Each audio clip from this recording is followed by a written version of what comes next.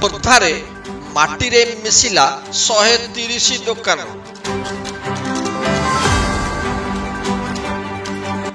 ଗତ 6 ତାରିଖରେ ପ୍ରଶାସନ ପକ୍ଷରୁ ଲଟେରୀ ଉଠାଣକୁ ବ୍ୟବସାୟୀ ମହାସଂଘ ବିରୋଧ କରିଥିବା ବେଳେ ପରବର୍ତ୍ତୀ ସମୟରେ 61 ଜଣ ଲଟେରୀରେ ଆବଣ୍ଟିତ ସଂଖ୍ୟା ଅନୁଯାୟୀ ପୌର ପ୍ରଶାସନ ସହ ଚୁକ୍ତିନାମା କରିଥିବା ଜଣାପଡ଼ିଥିଲା।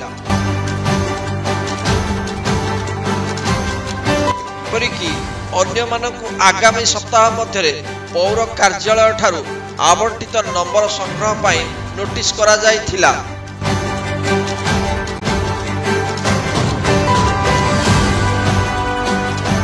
ସେହିପରି ଡିସେମ୍ବର 10ରେ ପ୍ରଶାସନର ଉଚ୍ଛେଦକୁ ବିରୋଧ କରି ଶତାଧିକ ବ୍ୟବସାୟୀ ଟ୍ରାଫିକ ଛକରେ ଧାରଣା ଦେଇଥିଲେ।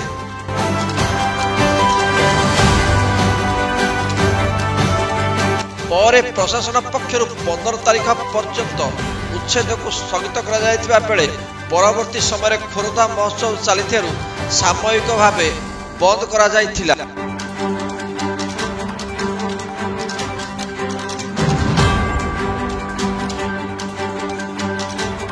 ଉଚ୍ଛେଦ ପ୍ରତିବାଦରେ ବ୍ୟବସାୟୀ ମହାସଂଘ କରିଥିବା ଆବେଦନକୁ ରିଟ୍ ପିଟିସନ ଗତ 20 ତାରିଖରେ ହାଇକୋର୍ଟ ଜରିଆରେ ଖଣ୍ଡପୀଠ ଦାଖଲ କରାଯାଇଥିଲା।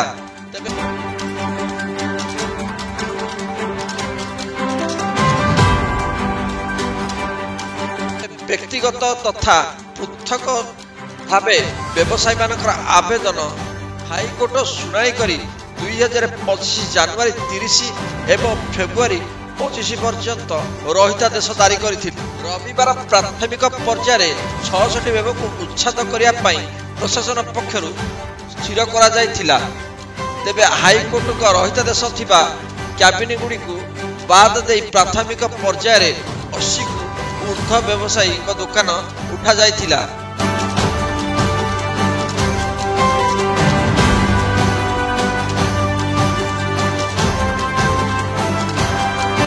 ଦୋକାନକୁ ମିଶାଇ ମୋଟ 130 ଦୋକାନ ଗୃହ ଉଚ୍ଛେଦ କରାଯାଇଛି। ସମବାୟ ଛକ ସ୍ଥିତ ପଞ୍ଚସଖା ଏବଂ ଲକ୍ଷ୍ମୀ ମାର୍କେଟ ପରିବା ବଜାର ବ୍ୟବସାୟୀମାନଙ୍କୁ ଉଚ୍ଛେଦ ଓ ଥଇଥାନ ପ୍ରକ୍ରିୟାକୁ ବିରୋଧ କରିଥିଲେ। ଘଟଣାସ୍ଥଳରେ ଉତ୍ତେଜନା ପ୍ରକାଶ ପାଇଥିଲା। ହାବେଳି ପଡ଼ିଆ ବ୍ୟତୀତ ଅନ୍ୟ କେଉଁଠି ଥଇଥାନ କରାଗଲେ ଭିଟାମାଟି ଛାଡ଼ିବୁ ନାହିଁ ବୋଲି ହୋହାଲ୍ଲା କରିଥିଲେ।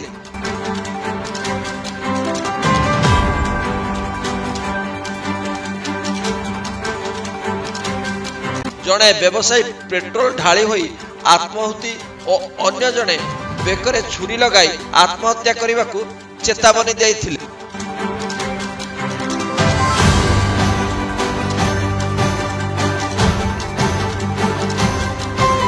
ଏଥିରେ ବ୍ୟବସାୟୀ ଓ ପ୍ରଶାସନ ପୋଲିସ ମୁହାଁମୁହିଁ ହୋଇଥିଲେ। ପରେ ଘଟଣାସ୍ଥଳରୁ ପ୍ରାୟ 10 ଜଣଙ୍କୁ ପୋଲିସ ଉଠାଇ ନେଇଥିଲେ।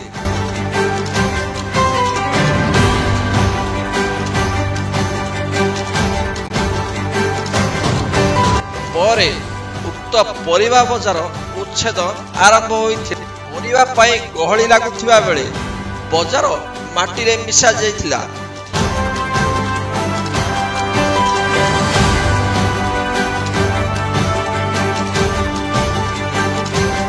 କାର୍ଯ୍ୟାଳୟ ଅପର ପାର୍ଶ୍ୱରେ ପରିବା ଦୋକାନ ହୋଇଥିବା ବେଳେ ବ୍ୟବସାୟୀମାନଙ୍କୁ ଉଚ୍ଛେଦ ପରେ ବିରୋଧ କରିଥିଲେ।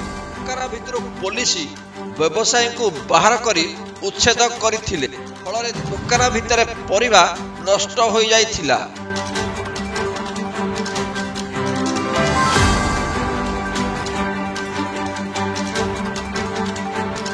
ରେଡ୍କ୍ରସ ପାଣ୍ଠିରୁ ତାକୁ ସହାୟତା ଦିଆଯିବ ବୋଲି ତହସିଲଦାର କହିଛନ୍ତି। ପରେ ହାବେଳି ପଡ଼ିଆ ସମ୍ମୁଖ ଅସ୍ଥାୟୀ ପରିବା ଦୋକାନକୁ ଭଙ୍ଗା ଯାଇଥିଲା।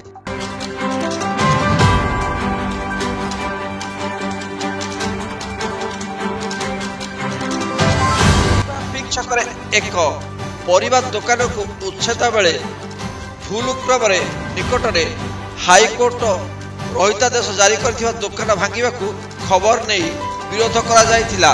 ପରେ ପ୍ରଶାସନ ପକ୍ଷରୁ ଉଚ୍ଛେଦକୁ ବନ୍ଦ କରାଯାଇଥିଲା।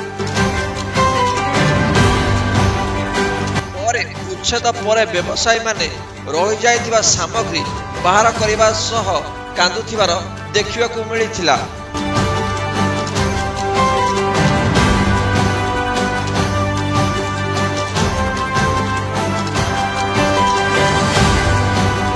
ଅନ୍ୟପଟେ ଉଚ୍ଛେଦ ଚାଲିଥିବା ବେଳେ ଏକ ଷଣ୍ଢ ଭିତରେ ପଶି ଯାଇଥିଲା।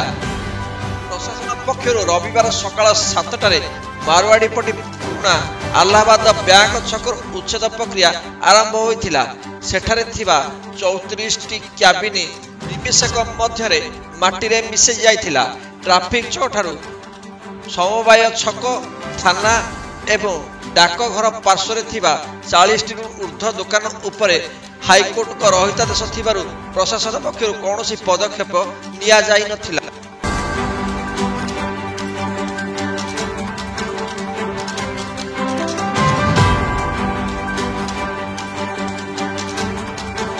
ଜିଲ୍ଲାପାଳ ଦୀପ୍ତି ରଞ୍ଜନ ସେଠୀଙ୍କ ନେତୃତ୍ୱରେ ଖୋର୍ଦ୍ଧା ତହସିଲଦାର ବିଭାସ ପାଣିଗ୍ରାହୀ, ଅତିରିକ୍ତ ତହସିଲଦାର ପି ଗୋପାଳ ରେଡ୍ଡି, ବେଗୁନିଆ ତହସିଲଦାର ତାପସ କୁମାର ବିଶି, ଖୋର୍ଦ୍ଧା ସହକାରୀ ଜିଲ୍ଲାପାଳ ତଥା ଅତିରିକ୍ତ ତହସିଲଦାର ଅମିତ କୁମାର ଦାସ ପ୍ରମୁଖ ମାଜିଷ୍ଟ୍ରେଟ ଦାୟିତ୍ୱରେ ରହିଥିଲେ।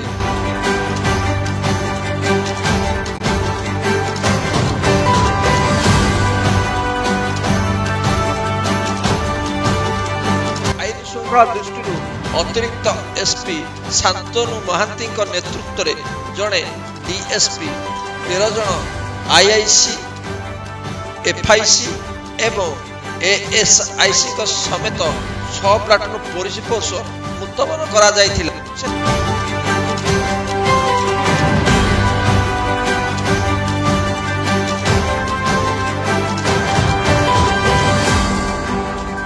ସାଧାରଣ ଜନତା ସ୍ୱାଗତ କରିଥିବା ବେଳେ ଟିଏଲ୍ଏସ୍ଠାରେ ନିର୍ମିତ ଭେଣ୍ଡିଂ ଜୋନ୍ରେ ବ୍ୟବସାୟୀଙ୍କୁ ଉପଯୁକ୍ତ ଥଇଥାନ ପାଇଁ ବିଭିନ୍ନ ମହଲରେ ଦାବି ହୋଇଛି।